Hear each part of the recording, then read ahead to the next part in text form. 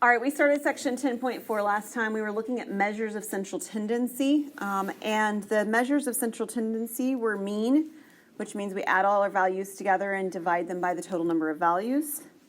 The median, which means listing all our numbers in order, finding either the middle value or the two middle values and averaging them. And then the mode, which is the number or numbers that occur most frequently. We'd done one example, this one, with mean, median, and mode last time, and we're ready for example number 2. So example number 2 is talking about the mean. It tells us that the mean score on a set of 20 tests is 75.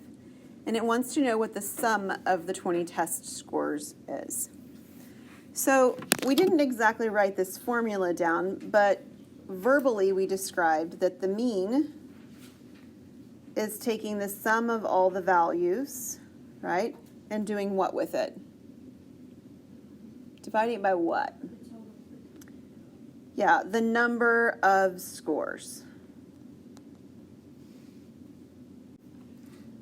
Okay, so with this idea in mind, we have two of these values.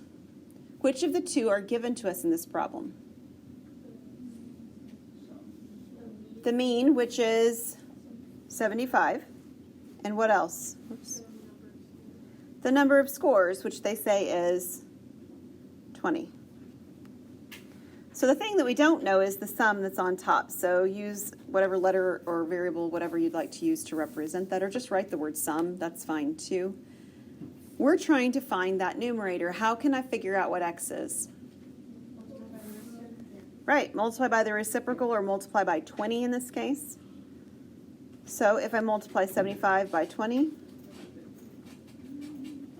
close, 1,500.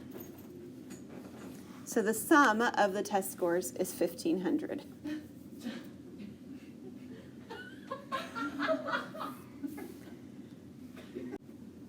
Okay, let's try another one that is similar to this one, but it's a little bit more involved. It talks about mean as well. The mean weight of 7 linesmen on a football team is 230 pounds, and the mean weight of the 4 backfield members is 190 pounds. What is the mean weight of the 11-person team?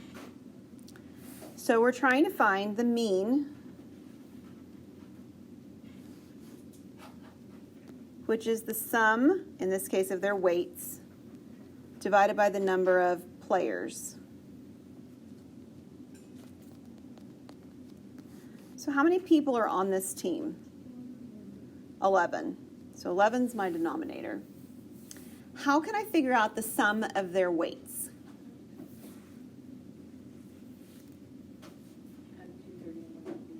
You're close. We will have 230 and 190, but we can't just add the 230 and the 190 together directly. Any ideas why? We'll divide eventually, but that's not why.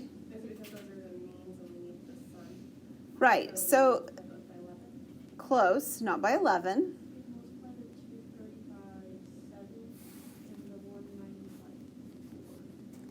Okay, so Kathleen, can you share why?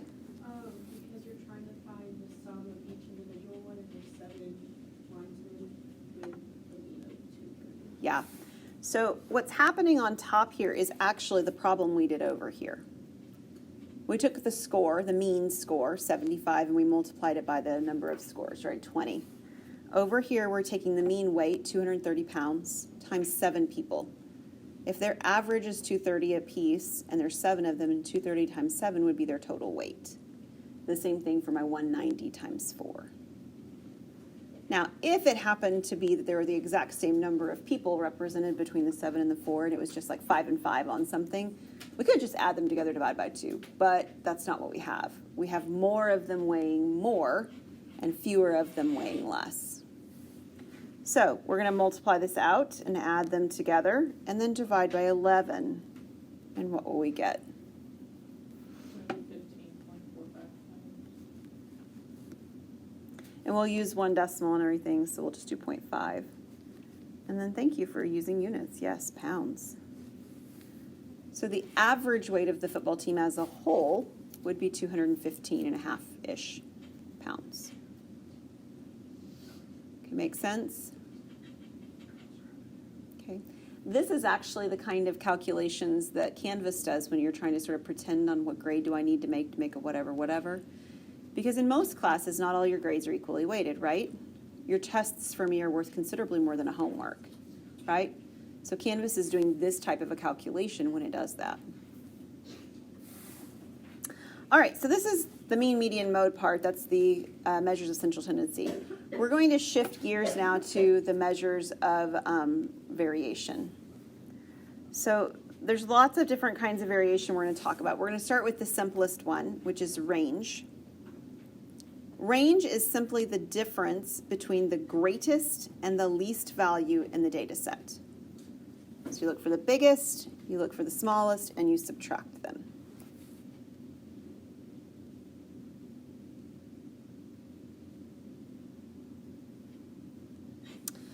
All of the next pieces actually go into something else that we're, and on this next slide too, into something else we're going to create in a moment. So it's going to talk about quartiles first. The lower quartile, or the first quartile, labeled Q1, is the value below which 1/4 of the data lies. So 25% of the data is below this value. The middle quartile is actually the same as the median, okay? Median and middle quartile are exactly the same thing. It's just the value below which half of the data lies. So let me just flip back over to our example from last time.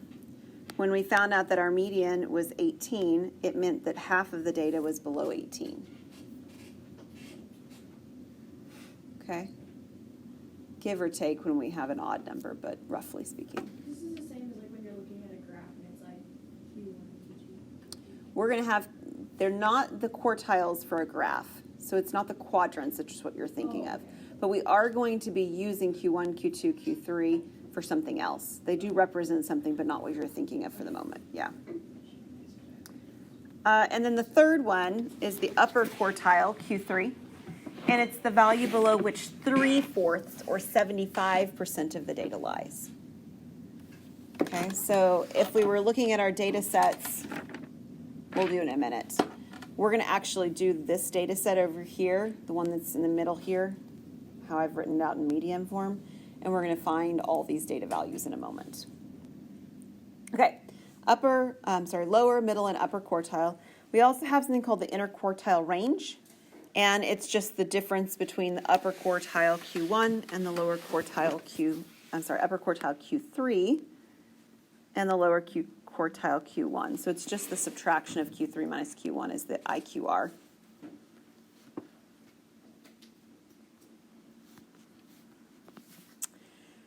Lower and upper extreme are just the furthest out, or the biggest and smallest values. Okay, extreme just means biggest and smallest. Lower extreme, smallest value, upper extreme, largest value. And all of this is leading up to something called a box plot. And in some resources, you'll see this called a box and whisker plot. They're the exact same thing, just titled slightly differently. So it has the lower and upper extreme, it has the first, second, and third quartiles. You can see the range from it. You can see the interquartile range from it. It's all present on a box plot. Okay, so it's kind of like when we did our graphs with histograms and bar graphs. Box plots show a lot of information, but we lose some of the specificity of our values in doing them too. So we're going to do the same set of data that I mentioned before, 18, 22, all the way to 12. And in order to make sense of it with what we're doing, we need to label them in order. So that's where we're going to start. So if I put these in order, I start with 12, and then what's next? 22. I think there's two 18s, aren't there? 18, 22, 23, 30. Okay, everybody good with that? So we already found the median once before. What was the median? 18, and it's the second 18, right? Median is the same thing as Q2, so we'll label it as Q2 since we're talking about quartiles at the moment. The Q2 gets ignored, and all the data below it, we do the same thing. And so we look at the 3 data set values at this point, and we find the middle value. And the middle value of the bottom half is Q1. So that would be 17. So this is Q1. And we do the same thing for the top half. We need the middle value of the top half of the data, which is 22, and that's Q3. The ending values, this is my lower extreme, and over here is my upper extreme. Those 5 points are the only points that are going to show up on a box and whisker plot. Just those 5. So here's what we're going to do next. We're going to draw a number line. And just like we've talked about with other things, we need to make sure our number line looks evenly spaced apart. So every unit is the same distance away. We don't try to sort of skew things and make them look like what they're not. I need my lowest value to be present. You can have other values lower if you want it to be on there, but at the very least you have to start with 12. And then I'm going to make, because our data set's so small, just a hash mark for every unit. 13, 14, 15. I'll just label every third. 16, 17, 18, 19, 20, 21, 22, 23, 24, 25, 26, 27, 28, 29, 30. That's my last value, so I can stop there. Okay, everybody good so far? All of our values fall between 12 and 30, so I will be able to put values on my graph for each of them. So I'd like for you to place, sort of hovering up above the line that we've drawn, dots for each of the 5 values that we have. So I'm going to have a dot for 12. I'm going to have a dot for 17 at about the same height, for 18, for 22, and for 30.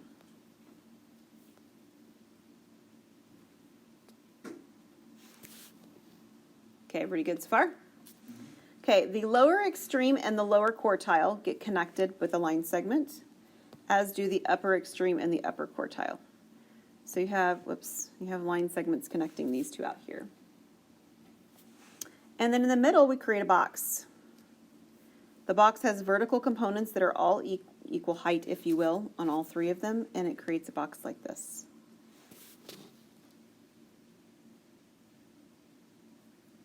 Visually, what does it show me? This is a funny data set, but pretend for a moment that it actually had context and so forth. It tells me that the point that divides the box into 2 pieces is the median. That's the median location. It tells me Q1 is this edge and Q3 is this edge. It also tells me that this whole box has the middle 50% of the data set. It shows me that the lowest 25% is smaller than the upper 25%. It's more spread out, right? The upper 25 is more spread out. You can also see that the middle, in the middle of the 2 pieces in the box, that the upper piece of the box is bigger than the lower piece of the box. It means that the data values are more condensed inside between 17 and 18 and more spread out inside between 18 and 22. Now, if you had more data sets, more data values, this would have more context for us and it would make more sense from a contextual standpoint. But that's what this data set tells us. And for the moment, because we don't have any like titles for whatever we have, we don't really know. So we are just going to write the word title to remind us that all the ones we're working with will have a title here.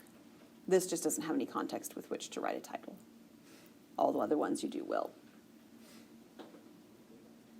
Why is it called a box plot? Well, it's got a box in the middle of it. When people call it a box and whisker plot, they're using those edges to say they look like whiskers. So, yeah.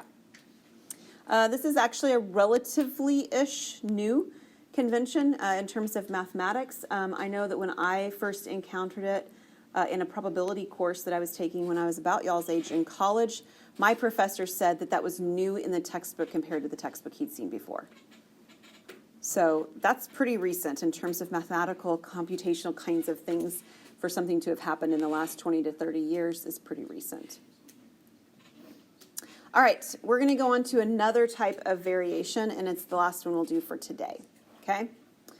So the next type of variation we're going to look at is called mean absolute deviation. The mean absolute deviation makes use of the absolute value to find the difference each data point is away from the mean. It's found by taking all absolute value differences and averaging them together.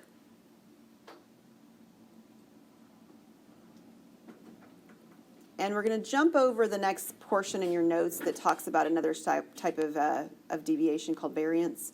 We're just going to jump over that for a moment to do the example that goes with mean absolute deviation. It's the very bottom of the page, example 5. Do you see it? Okay.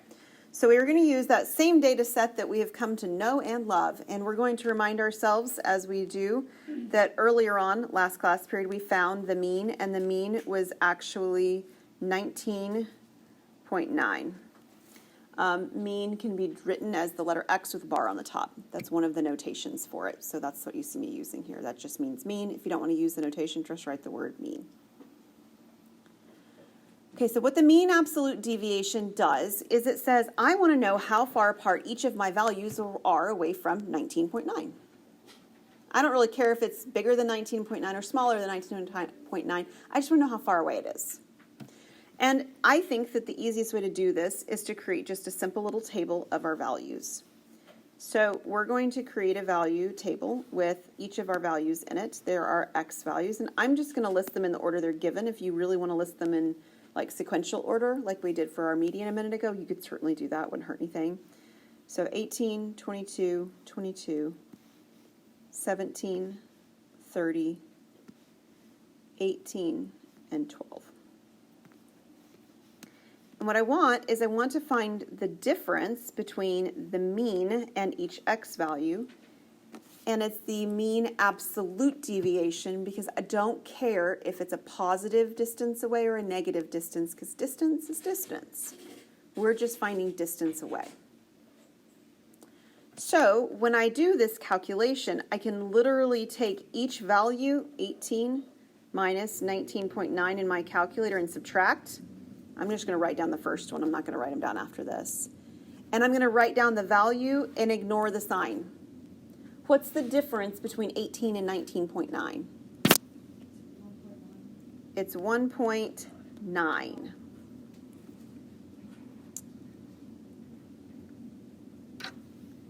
And then we can do it with the next one as well. I'll write one more out. 22 minus 19.9.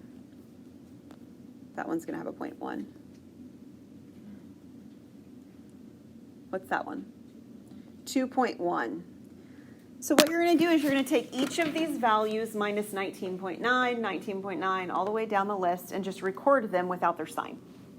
So if I did 17 to 19.9, that's a difference of 2.9. If I do 30 to 19.9, I have 10.1. I already did 18, so I already know it. It's 1.9. Oh, I skipped over the other 22, didn't I? I'm so sorry. Let me squeeze it in there.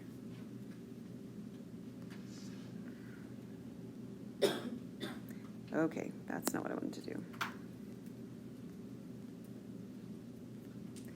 Sorry, I missed one. It was a 2.1 in here for the second one there.